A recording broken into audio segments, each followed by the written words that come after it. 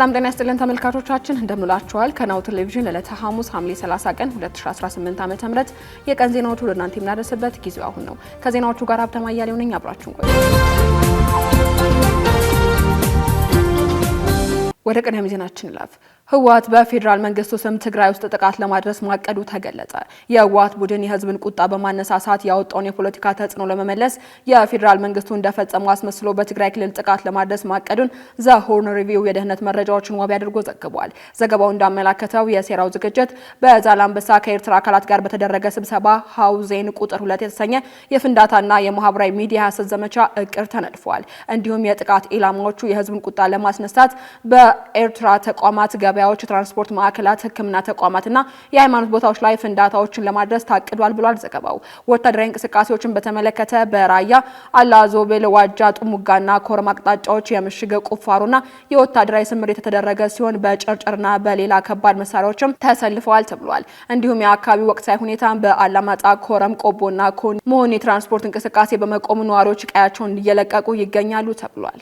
በትግራይ ተባካሪ የተፈናቃዮች ማዕከል በጣለው ከባድ ዝናብና ንፋስ ከ20 በላይ ጊዜያዊ መጠለያዎች ሙሉ በሙሉ መውደማቸው ተገለጸ። የምዕራብ ትግራይ ሲቪል ማህበረሰብ ድርጅት አስተባባሪ አቶ ዘቢኖ ኪዱ ለትግራይ ቲቪ እንደገለጹት ትላንት በጣለው ከባድ ዝናብና ንፋስ መጠለያዎቹ ከጥቅም ውጪ ከመሆናቸውም በላይ በንብረት ላይ ከፍተኛ ኪሳራ ደርሷል ብለዋል። በተጨማሪም አደጋው በሰዎች ላይ አካላዊ ጉዳት ያደረሰ ሲሆን በተለይም አረጋውያን ላይ ጉዳት በመድረሱ ለሕክምና እርዳታ ወደ ጤና ተቋማት መወሰዳቸውን አስተባባሪው ጨምረው ገልጸዋል። በደረሰው አደጋ ምክንያት ተፈናቃዮች ለበለጠ እንግልትና ችግር መጋለጣቸውን የጠቆሙት አስተባባሪው የሰብአዊ ስሜት ያለው አካል ሁሉ አስቸኳይ ድጋፍ እንዲያደርግም ጥሪ አቅርበዋል።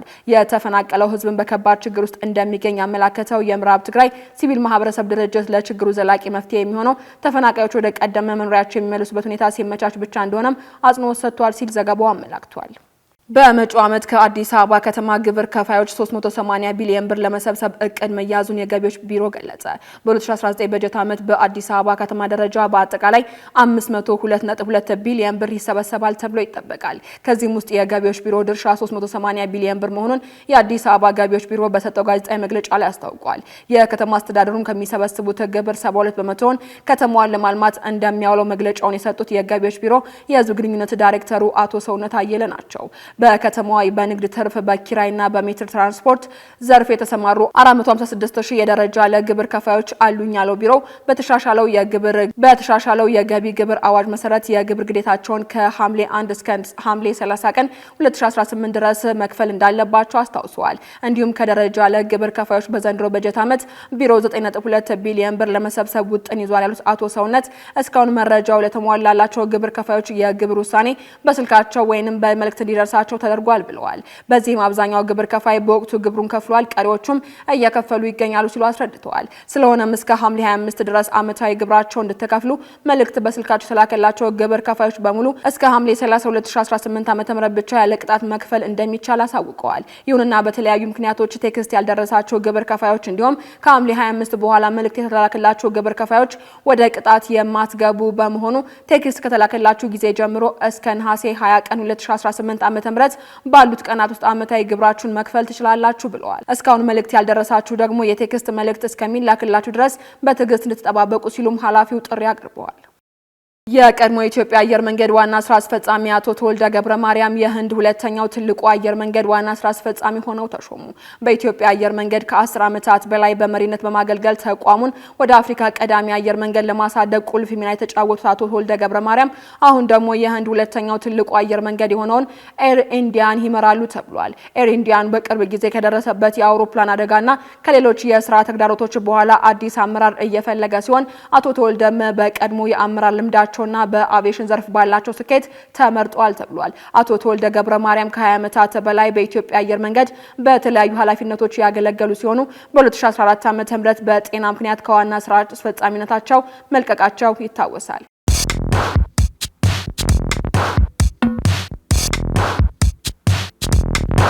የማድረስ አገልግሎት የወደፊት ዕጣ ፈንታ እዚህ ደርሷል። በትሩዝ የታገዘም ትሩዝ ዴሊቨሪን እናስተዋውቆ።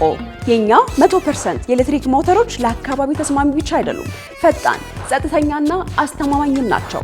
ያለምንም ጫጫታ፣ ያለምንም ጭስ የእርስዎ ጥቅል በሰዓቱ ይደርሳል። በቀጥታ ክትትል ላይፍ ትራኪንግ ሁሉንም ነገር ይቆጣጠሩ።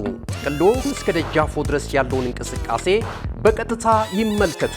ደህንነት ቅድሚያ የምንሰጠው ጉዳይ ነው። በእኛ የተቀባይ ማረጋገጫ ሪሲቨር ኮንፈርሜሽን ዘዴ ጥቅሎ በትክክለኛው እጅ መግባቱ እናረጋግጣለን። እርስዎ ያረጋግጣሉ፣ እኛም እናስረክባለን። እገዛ ይፈልጋሉ? ቡድናችን ሁልጊዜ በ8194 ዝግጁ ነው። ትሩዝ ዴሊቨሪ ለአካባቢ ተስማሚ፣ ደህንነቱ የተጠበቀና የቀጥታ ክትትል ያለው። ዛሬውኑ በ8194 ይደውሉ። ወደ ውጭ ዜናዎች እናልፋለን። የኢቦላ ቫይረስ በአሳሳቢ ሁኔታ እየተሰራጨ ነው ሲል ድንበር የለሹ የሐኪሞች ቡድን አስታወቀ። የዛሬ 2 ወራት ተኩል ገደማ በኮንጎ የተከሰተው የኢቦላ ቫይረስ ወረርሽኝ በአሳሳቢና ባልተጠበቀ ሁኔታ በሀገሪቱ የተሰራጨ ነው ሲል ድንበር የለሹ የሐኪሞች ቡድን ገልጿል። ድርጅቱ እንደሚለው በሽታውን ለመከላከል የሕክምና ባለሙያዎች ያለሰለሰ ጥረት እያደረጉ ቢሆንም ወረርሽኙ ከመቼውም ጊዜ በበለጠ በአሳሳቢ ሁኔታ እየጨመረ ይገኛል። እስካሁንም ከ3600 በላይ ሰዎች በቫይረሱ መያዛቸውን በላቦራቶሪ ተረጋግጧል። ቁጥራቸው 1500 የሚጠጉ ሰዎች ሞተዋል።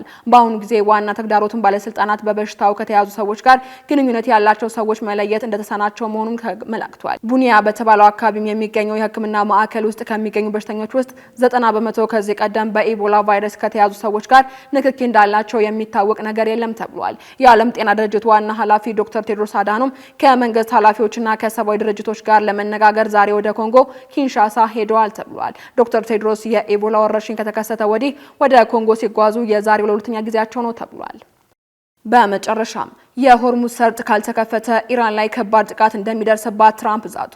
አሜሪካ በኢራን ጦርነት ረጅም ርቀት የሚወነጨፉ ሚሳኤሎቿን ተጠቅማ ጨርሳለች ሲሉ ዶናልድ ትራምፕ የሆርሙዝ ወሽመጥ በቅርቡ ይከፈታል ወይንም የኢራን የነዳጅ ዋጋ ለ3 ሳምንታት ዝቅተኛ ደረጃ ላይ በመድረስ በጣም ይጎዳልም ብለዋል። የአሜሪካው ፕሬዝዳንት ዶናልድ ትራምፕ ለፎክስ ኒውስ እንደተናገሩት የውጭ ጉዳይ ሚኒስትር ማርኮ ሩቢዮ እና የግምጃ ቤት ጸሐፊ ስኮት ቤንሴንት በዚህ ሳምንት መጨረሻ ላይ ድርድር እንዲቀጥል የሚያስችል ውይይት መደረጉን ከተናገሩ በኋላ ነው። ማክሰኞ ዕለት የነዳጅ ዋጋ መለኪያ የሆነው የአንድ በርሜል ብሬንት ድፍድፍ ዋጋ በ500 ቀንሶ ወደ $80 ዝቅ ብሎ የአቅርቦት መስተጓጎል እየተቃለለ ይገኛል ተብሏል። ነገር ግን ባለፉት ወራት ቀደም ሲል የተደረጉ ውይይቶች ግጭቱን ለማስቆም አለመቻላቸው ተለዋዋጭ የነዳጅ ገበያ እንዲፈጠር ምክንያት ሆኗል ተብሏል። በዚህ ምክንያት አሽከርካሪዎች በከፍተኛ የነዳጅ ዋጋ ተጎድተዋል። ትራምፕ በካሊፎርኒያ ባደረጉት ጉብኝት ወቅትም ኢራን ለወራት የዘለቀውን ግጭት ለማስቆም የሚያስችል ስምምነት ለመፈጸም ከፍተኛ ፍላጎት እንዳላት በመግለጽ በጣም ጥሩ ውይይቶችን እያደረግን ነው ብለዋል። በሌላ በኩል አሜሪካ ከኢራን ጋር በምታደርገው ጦርነት ረጅም ርቀት የሚወነጨፉና ኢላማቸውን ለይተው የሚመቱ ሚሳኤሎቿን ሙሉ በሙሉ ማለት በሚቻል ደረጃ መጠቀሟን ሁለት ለጉዳዩ ቅርበት ያላቸው ምንጮች ጠቅሶ ሲቢኤስ ዘግቧል። ምንጮቹ አክለውም አሜሪካ ኢላማዎቿን ለይተው የሚመቱና ዘመናዊ ምድር ለምድር የሚወነጨፉ የሮኬት ሚሳኤሎቿን ተጠቅማለች ብለዋል። አሜሪካ ያሏትን የረጅም ርቀት ተወንጫፊ ሚሳኤሎቿን በሙሉ ተጠቅማ ማጠናቀቋን ቀድሞ የዘገበው ሮይተርስ የዜና ወኪል ነው። ካሽጎ በየትኛውም ዓለም ሆነው በማንኛውም ሰዓት ለወገኑ የሚደርሱበት ፈጣን የገንዘብ መላኪያ ተከፈተሎ። ማስተርና ቪዛ ካርዶን በመጠቀም ከ5 እስከ $20 የሚልኩበት አዲስ የገንዘብ መላኪያ መንገድ። ካሽጎን ለየት የሚያደርገው የትኛውም የገንዘብ ዝውውር በፍጥነት አገልግሎት ከመስጠቱም ባሻገር ለማንኛውም አገልግሎት ምንም አይነት ክፍያ አለመጠየቁ ነው። በሀገራችን ታሪክ ገንዘብን ከውጪ ወደ ሀገር ቤት በማስተላለፍ በመተግበሪያ መልክ አገልግሎት መስጠት የጀመረው የመጀመሪያው ሀገር በቀል የገንዘብ መላኪያ ዘዴ ካሽጎ ከ4500 በላይ ባሉ የባንክ ቅርንጫፎች አገልግሎት እየሰጠ ይገኛል። ገንዘቦን በሰኮንዶች ልዩነት ውስጥ ይፈልጉ በአካውንቶ ወይንም በእጆ ቆጥረው የሚወስዱበት ልዩ ዘዴ። በቅርቡ ሁሉንም ኢትዮጵያዊ ባለቤት ለማድረግ ጉዞ የጀመረው ካሽጎ ዛሬውኑ መተግበሪያውን በስልኮ ላይ በመጫን የአገልግሎቱ ተጠቃሚ ሆኖ። ፍጥነት መለያችን፣ ኢትዮጵያን መክፈቻችን፣ ካሽጎ ነው መላኪያችን። ካሽጎ የአዲሱ ትውልድ ብራንድ። ተመልካቾቻችን ከናሁ ቴሌቪዥን ለዕለቱ ያዝነላችሁ የቀን ዜናዎች እስካሁኖቹ ነበሩ። ዜናዎቹ ወደ እናንተ እያደረስኩኝ አብሬያችሁ ቆይታ ሀብታማ እያለሁ ነበርኩኝ። ሰናይ ቀን።